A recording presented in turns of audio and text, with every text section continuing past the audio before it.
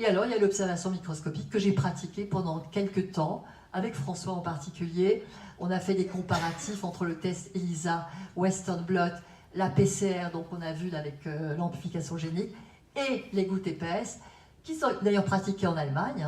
Certains labos le font en Allemagne.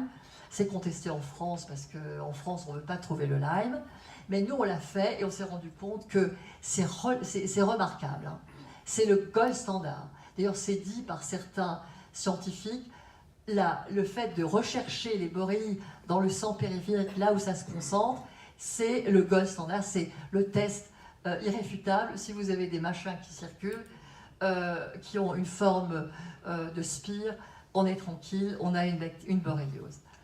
Alors je vais vous montrer des images qui ont été observées au microscope, avec un microscope pas terrible, je veux dire, c'était un peu archaïque, mais enfin, néanmoins, on voit les images. Vous voyez, là, vous voyez, ça c'est un diagnostic, il n'y a aucun doute, c'est une borréliose. Vous en avez un petit là, je ne sais pas si vous le voyez, il est plus court, mais il bouge de la même manière. Donc, quand vous avez ce genre d'image, avec cette mobilité-là, le diagnostic est fait.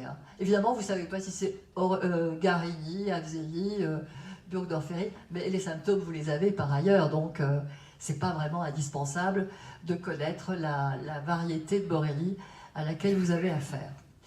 Voilà, ensuite on va passer à la suivante. Pardon ? 5 minutes, oui, mais c'est bon, j'ai terminé. Voilà la suivante. Alors ça c'est cette fois au microscope fond noir. Vous voyez, là c'est pareil, ce sont des borrélies qui se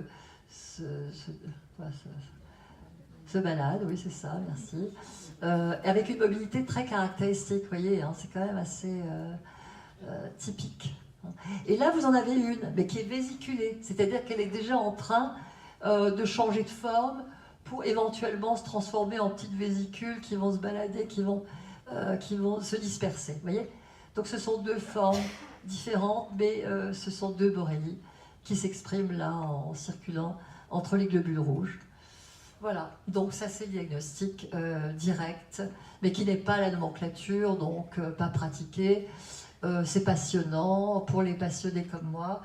On a fait beaucoup de recherches avec François à ce sujet et on s'est rendu compte que même les tests Western blot parfois passaient à côté parce que justement les anticorps ne sont pas des slaves.